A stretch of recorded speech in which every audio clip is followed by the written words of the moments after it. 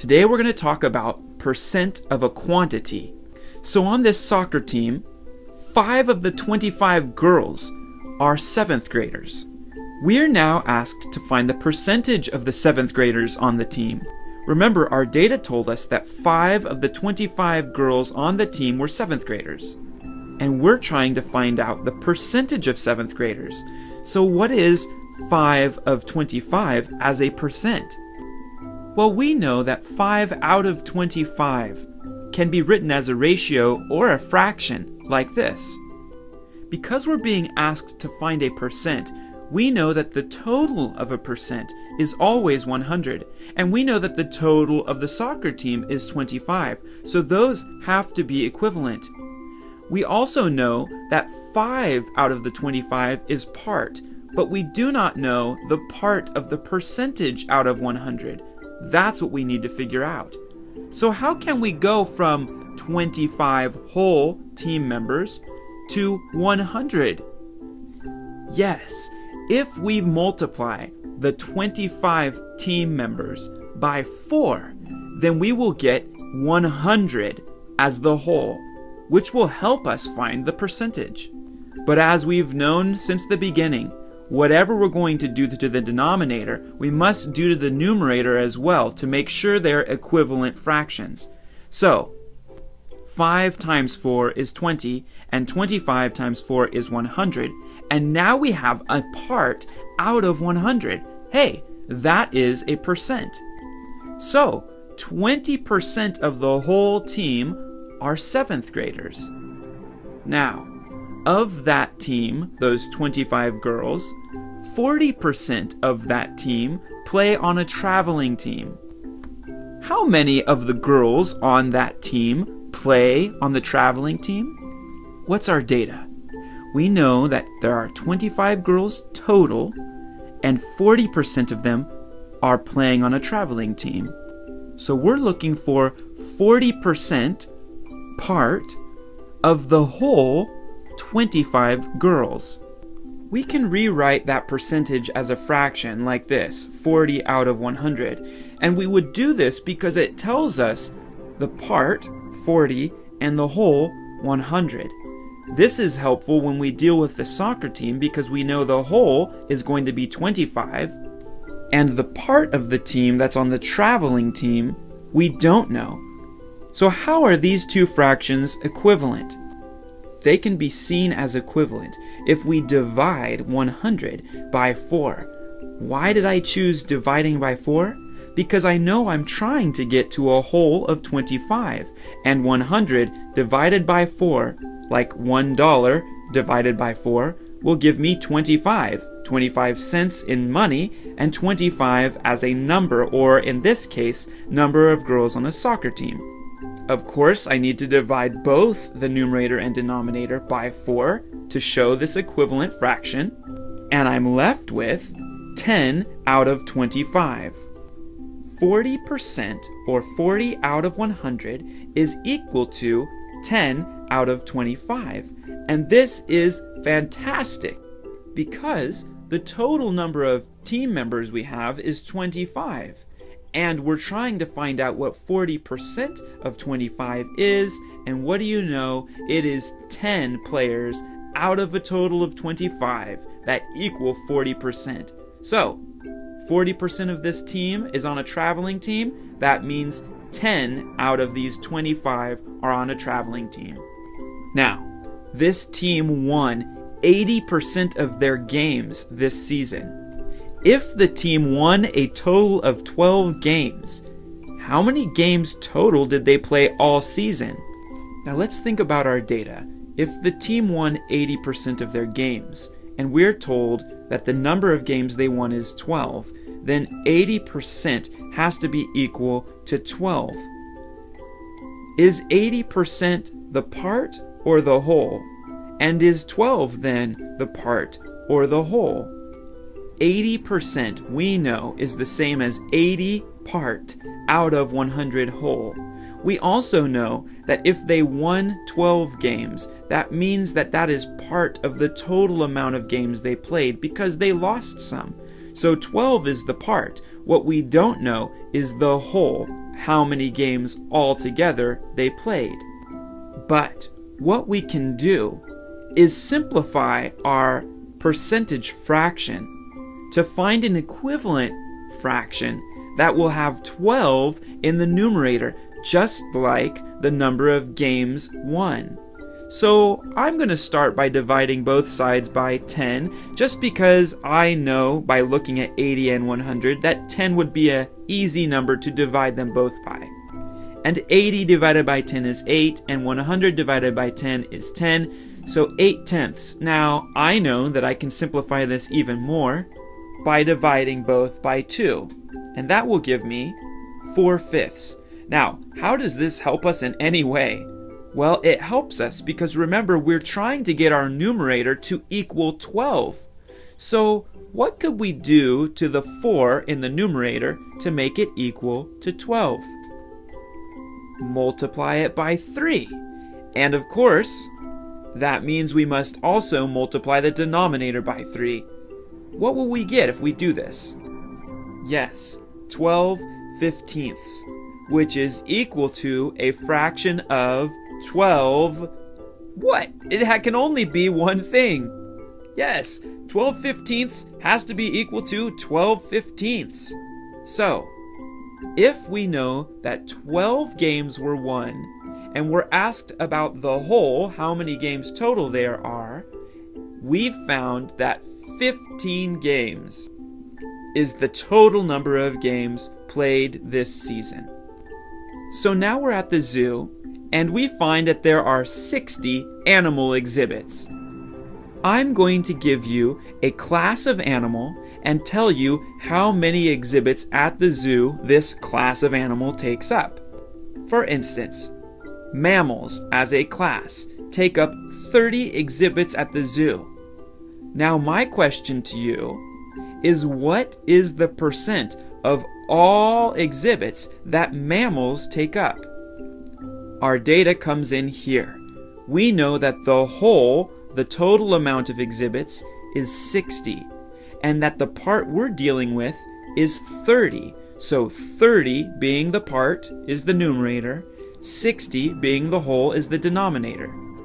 And because we're being asked to find the percentage, we know that there's an equivalent fraction that has 100 as a denominator. Our job is to find out that numerator, because that will tell us the percentage. So, how do we go from 30/60ths to something hundredths? Well, I don't know about you, but I cannot think of anything off the top of my head that I can multiply 60 by to get 100, so that's not going to work. Instead of multiplying, I'm going to simplify this fraction by dividing, and I'm going to divide both by 30 because I know that 30 and 60 can be divided by 30. And that, of course, will give me 1/2. So what? I still need this to have a denominator of 100 if I'm going to find the percent. Oh wait! I know how to make 2 100.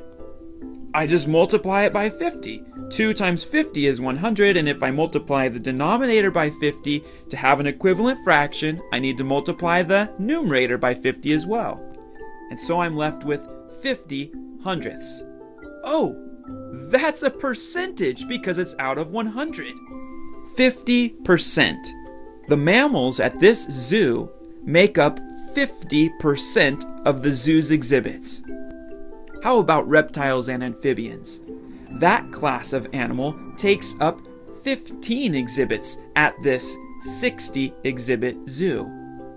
What percentage do they make? First, let's write the data we know as a fraction. We know that 15 out of the 60 exhibits are reptiles and amphibians. And we know that we're trying to find a percentage, which means some part out of 100 as a whole.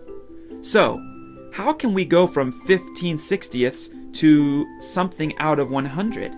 Again, 60 times something equals 100 is not going to work well for me, so instead I'm going to simplify.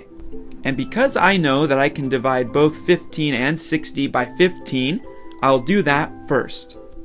Now I'm left with 1/4. So how does this help me? I still need that denominator to be 100. Oh, the number 4 in the denominator here will make an easy path for me to get to 100, because I know 4 times 25 equals 100. So if I have 4 of my denominator, I need 4 of my numerator, and I find that I have 25 out of 100, which is a percent because it's out of 100. And that percent is 25. And so, 25% of all the exhibits at the zoo are reptile and amphibian. Here's one for you to work on your own. The class of animal is fish and insects, and they take up 12 exhibits out of the 60 total that make up the zoo. So what percentage do fish and insects take up? And lastly, there is a class of animal at the zoo, the birds, and they take up 3 exhibits out of the 60 total. What percentage do they make up? Now here's a beautiful sweater I found. It regularly costs $32, but this week it's 25% off. How much would a shopper save if they bought this sweater this week? First, remember our data. The sweater costs $32, but right now it is 25% off of that $32. 25% of the $32 is the amount I would save. The first step we need to do always with percentages is to figure out what is the part and what is the whole. 25%. The 25 is part, we know, because 25% is 25 out of 100, 100 being the whole. What about the $32? Is that the part that we would save, or is that the whole amount? Yes, $32 is the whole amount. And so, we know that what we're really being asked is to find the part of the $32. And so our fractions, if we set them up, are equivalent. And we can go from $32 to 100. But how do we do that? Again, I can't think of anything that would be multiplied by 32 to give me 100. But if I simplify 25 hundredths to 1/4 by dividing both numerator and denominator by 25, that makes things a lot easier, because now I can go from 4, the denominator on my percentage, to $32, the denominator on my cost. How do we go from 4 to 32? We multiply 4 by 8. And if we multiply the denominator by 8, we also need to multiply the numerator by 8. And we're left with a fraction that says 8 out of 32 is equal to what out of 32? Yeah, we just said it, 8. And now we've seen that a sweater costing $32 at 25% off will save you $8. Now, there's a pair of jeans that are 30% off their original price. And this 30% off ends up saving you $24 from that original price. So, what is the original price of the jeans before the sale? Again, first let's identify the parts and the wholes. So, a pair of jeans was 30% off the original price, so that 30% is part of a whole being 100, 30 out of 100. Now the sale resulted in $24 being discounted. Is that the part or the whole? Well, we know that $24 is what you saved. That's not the total cost that we started with. So 24 must be the part. And so here's what we just said. 30% is 30 part out of 100 whole, and the discount ended up saving $24, so that's the part out of a whole that we don't yet know. So how can we go from 100 to something we don't know? Well, we can't do that yet. How about going from 30 to 24? How can we do that? I can't think of any way to go from 30 to 24 or vice versa. But if we simplify this fraction by, I'm going to divide both by 10. You can choose whichever you'd like. But I know that 30 100ths divided by 10 will give me 3/10. and I can't simplify 3/10 any further. But no matter, this helps because now I can go from 3, the numerator on the left, to 24, the numerator on the right. How? By multiplying by 8. 3 times 8 will give me 24, which is what I need in my numerator. And when I multiply both the numerator and denominator by 8, I'm left with 24/80ths, which is equal to 24/80ths. And so now we can see the total amount that we saved the $24 from. So, what is the original cost of the jeans before the sale? $80. So buying a TV that's 20% off will save you $180. So if buying a TV at 20% off saves you $180, then how much did it cost to begin with? Okay, what's our data? We know that the TV 20% off is equivalent to $180 that you save. Now, that 20, is that part or whole? Yeah, it's the part. So what's the whole? 100. What about that $180 that you save? Is that part or whole? Ah, that's the part. So that's our numerator. What's our whole? We don't know. And so we're left with a problem that looks like this. 20 out of 100 is equivalent to 180 out of we don't know. So how can we go from 20 to 180? Now, I remember my nines, and I know that 2 times 9 is 18, and so 20 times 9 is going to be 180. And so if I multiply both this numerator and denominator by 9, I'll have a numerator of 180, which is perfect because I now know my denominator, 900. So if 180 out of 900 is equivalent to a fraction that has 180 as a numerator, then I know that the denominator has to be 900. And so this television that we saved 20%, which was $180, cost originally $900, the whole that 180 that was taken out from. So what have we learned today? When we deal with percents, I hope that you've seen that it is very helpful to identify the parts and the whole, and then recognize that equivalent fractions will help us fill in the rest.